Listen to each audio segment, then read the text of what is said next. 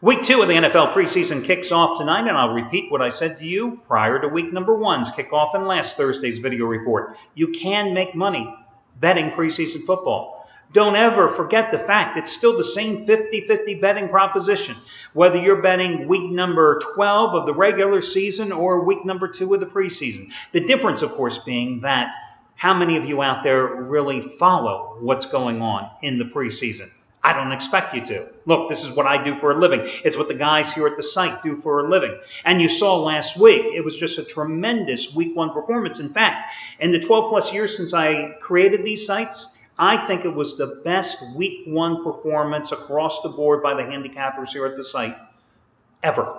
That's how strong it was. I mean, you had like Brian Rosica coming out after hitting the 25-dime play in the Hall of Fame game, now improving to 4-1 with his preseason plays after hitting 3 out of 4 last week. You had Anthony Redd hitting 5 out of 6 last week. You had the winningest football handicapper at this site over the past 5 years, Shawn Michaels, who has made $10 bettors over 30 grand in football in that stretch, going a perfect 2-0. I could go on and on. Just the performances across the board were outstanding. Again, the difference between the preseason and the regular season, though, is the research involved. It takes a lot of time. You've got to know the quarterback rotations. They're probably the most important thing.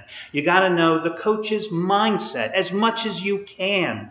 You have to kind of know which coaches care about the games, which coaches are really using these games in the first 2 weeks, because obviously the starters aren't playing much, to really flesh out their second and third teams. You got guys like Belichick and Andy Reid who have never really much cared for preseason games. You got a guy like Mike Zimmer of the Vikings, who the past 2 years you've seen what he's done in the preseason. So again, it all comes down to motivation. It comes down to playing rotations. It comes down to knowing how much action your particular team's starters are going to see and what their emphasis is for a particular game. As we get into week number 2, I think another factor that you have to always consider is whether or not teams are practicing against each other during the week prior to the preseason game. Very important thing to also consider. So, with all that being said, I'm going to give you a preview and give you my preseason notes for the game between the Buffalo Bills and the Cleveland Browns coming up in just a moment, plus 2 more free selections as well. Now, I did take the collar last night for the 2nd straight night. That means I've now lost 9 nights in the past 39 days. But I've still gone in that 39-day stretch, 51 and 26 with the complimentary plays. So 0-4 the past 2 nights, 51 and 36 over, 51 and 26 overall. I can live with that, especially with their free plays. Okay, let's get going here because I'm tired of standing, to be honest with you. I'm standing here in an empty apartment. Thomas Wolfe said you can't go home again. I think he's wrong. At least I do believe that you can go home and perhaps have a great visit. I lived in Atlanta for 9 years, hadn't been back here in a number of years. I moved here during the summer. I'm moving out today in a matter of hours. I'd rented furniture. My apartment's totally empty. I don't even have a chair to sit on, okay? Nothing. So I've been standing for the past 3 hours, updating my site, doing the video report now. I'm in like a cavern, if you hear the echo chamber here. Makes my voice sound really good. Geez, I can do late night FM DJ work here soon, probably thanks to the echo in this room. But interesting place, Atlanta. We got to talk food real quick. Listen, if you get to Atlanta, still a vibrant city, a great place, no matter your age, so many things to do. Barbecue is one of those subjective food subjects, much like pizza. You're never going to get a consensus, okay? But I've got to tell you, if you've had pulled pork or if you've never had pulled pork, you got to try a place here in Marietta, Georgia called Williamson's. Williamson's Barbecue. They've been around here for, years and years. I think since the early 80s. They're right down the street, 2 blocks away from the Big Chicken. And if you don't know what the Big Chicken is, damn it, go ahead and Google it because it's a landmark. You want to go to buy the Big Chicken, take a selfie, and then go down 2 more blocks and go to Williamson's. Pulled pork. They have an all-you-can-eat special, which isn't advertised on the menu.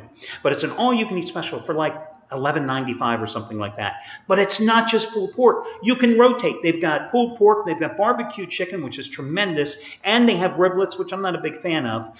But you can sit there literally and have a plate of each and then go back and tell them you want another plate of each. I mean, you can eat as much as you want and you can rotate. And they have like 10 sides, which you get 2 sides, but it doesn't matter because you can rotate your sides as well. So again, Marietta, Georgia, Williamson's. Got to go check it out if you happen to be in Atlanta. It's like a 35-minute drive up I-75 from the airport, okay? Other place, cheesesteaks. If a place advertises a Philly cheesesteak, you always got to wonder, because is it a Philly cheesesteak or is it a cheesesteak? Listen, I'm from the Philadelphia area. Grew up there. Been there enough in my years. I know that Pat's and Geno's are tourist traps. They're not real cheesesteaks. But if it's a great place to go, if you want to go get a cheesesteak at 3 o'clock in the morning and sit out on a sidewalk bench in South Philadelphia, great place to have a cheesesteak. Here in Atlanta, best cheesesteak I found, Mad Italian. It's off of 285, right inside the perimeter. Yeah, and out there you're going, what does that mean? Inside and outside of the perimeter. It's inside 285. Again, you're talking about a 25-minute drive from the airport. Very good. Excellent steak. Unique rolls, not Amorosa rolls that most good Philadelphia-based cheesesteak companies will use, but their own rolls. Very good. Excellent place. The Mad Italian. So there you got your foodie tips for the day. So now I guess we can move forward and start talking a little bit about other things like gambling. Quick congratulations going out to Jeff Benton, who yesterday hit the biggest baseball play of his career. His one and only 200-dime interleague game of the year. You got it as the half-price play of the day. Yes, you did. As Baltimore beat the Mets 5-4. Today, he's one of the 777. Or no, he's not. Yeah, he's one of the 777 play of the day releases. Props going out to Brad Wilton. Thanks to Brad, the charity play of the week won once again yesterday, as Brad Wilton delivered with a big total play as Colorado and Washington State under the number by 4.5 runs. And because Brad won the total, and because it was the charity play of the week, I want to quickly just tell you who this week's recipient is once again, because the charity play of the week won for the 18th time in 26 weeks.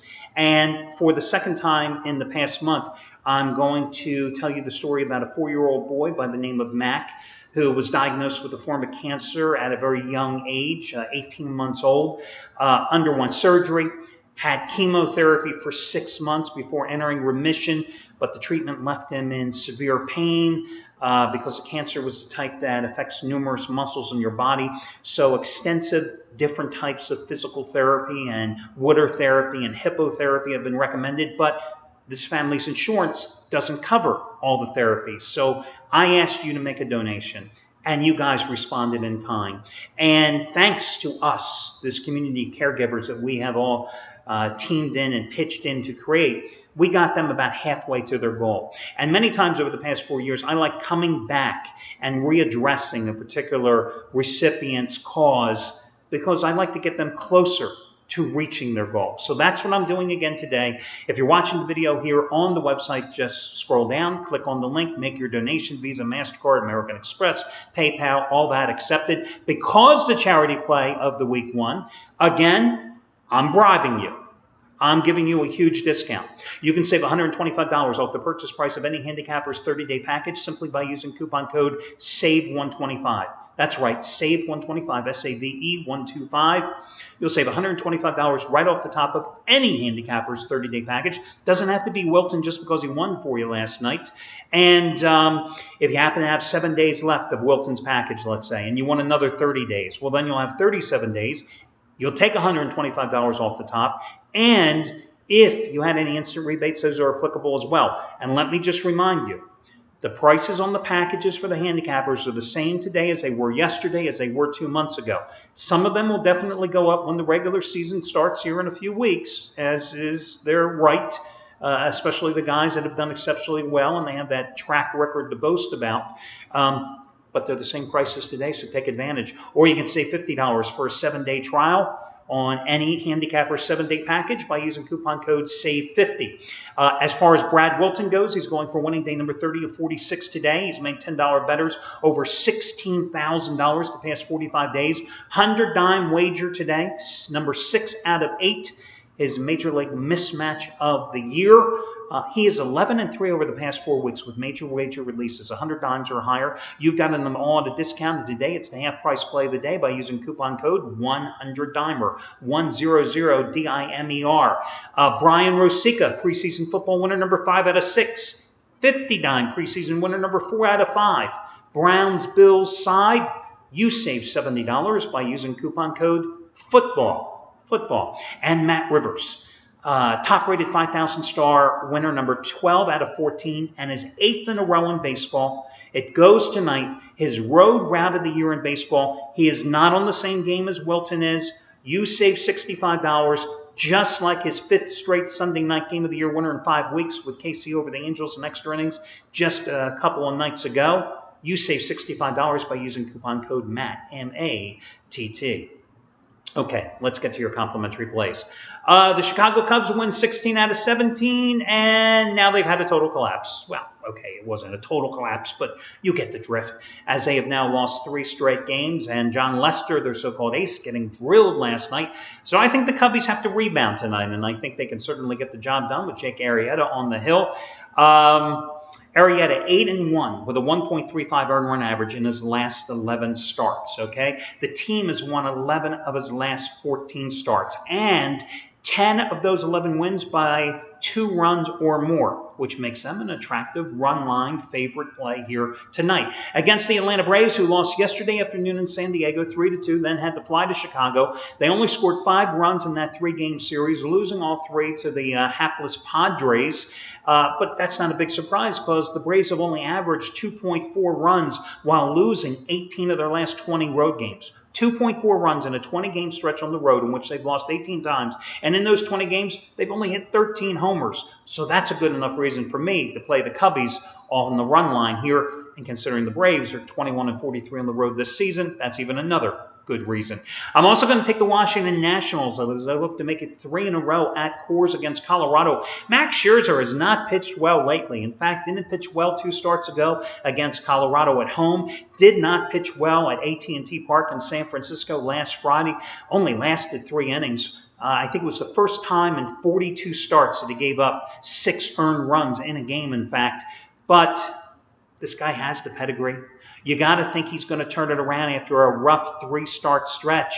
And what better time to do it than tonight against a Colorado team that has lost 8 of its last 9 games at home. So I'm going to take Washington on the run line minus $1.20 or so as your other run line play along with the Cubs. NFL preseason action here. Listen, I did all the research.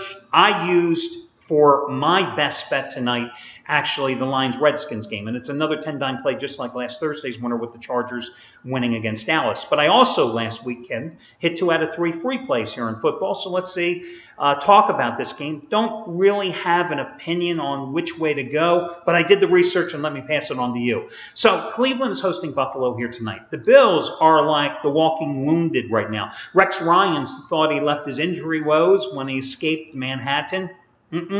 Didn't turn out that way. I mean, the top 5 running backs are out. The top 3 wide receivers are out tonight. They're going with Tyrod Taylor, who's battling Matt Castle for the starting quarterback job. No, E.J. Manuel is just basically seeing 3rd-string action with the 3rd unit in preseason camp, okay? He's going to play tonight. Castle will probably be second up, but it's really Tyrod Taylor's turn. Boy, say that 3 times quickly. Tyrod Taylor's turn. Tyrod Taylor's turn. It's his turn to impress tonight, but he's definitely going to be handicapped because, you don't have a lot of offensive personnel. They've got like 3 undrafted free agents as their top 3 running backs. As I said, top 5 running backs are out, top 3 wide receivers are out. Taylor played very well, though, however, relieving Castle against Carolina last week. First 2 possessions, led the Bills to 2 touchdowns, 5 for 8, 49 yards passing, 47 yards rushing on 6 carries. Then you're going to see E.J. Manuel probably play the majority of the second half, I think. As for Cleveland, they blew an early 11-point lead at home to Washington and lost their preseason opener 20-17. Josh McCown, 5 for 5, 33 yards passing, led the Browns to a touchdown drive on his opening possession. Johnny Manziel played pretty effectively, ran for a touchdown pass, 7 for 11 for 42 yards. This is one of those situations where the Bills and the Browns practice with each other this week. The Browns may have half their starting secondary, led by Joe Hayden, sitting out this game possibly. The Bills opened by losing 25-24 at home to Carolina last week. Castle played well, 7 for 8. Manuel, 4 for 8 with the third stringers against the third stringers for 89 yards.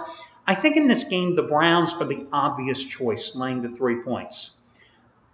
But every now and then, you got to listen to that voice that's whispering in your ear, and something tells me this is a trap. Something tells me this is so obvious a play on the Browns because of the Bills' injury woes that Cleveland should be the lock of all locks. But again, that little voice is whispering, trap, trap, trap, stay away. So, on the surface, I think Cleveland's to play, but it wouldn't surprise me to see Buffalo pull out the straight-out win tonight. Again, it's not an official complimentary play, but I handicapped the game, and I thought I'd pass on the notes for you anyway. That'll do it, guys. Best of luck to you all, and I'll catch you again tomorrow when we do this one more time.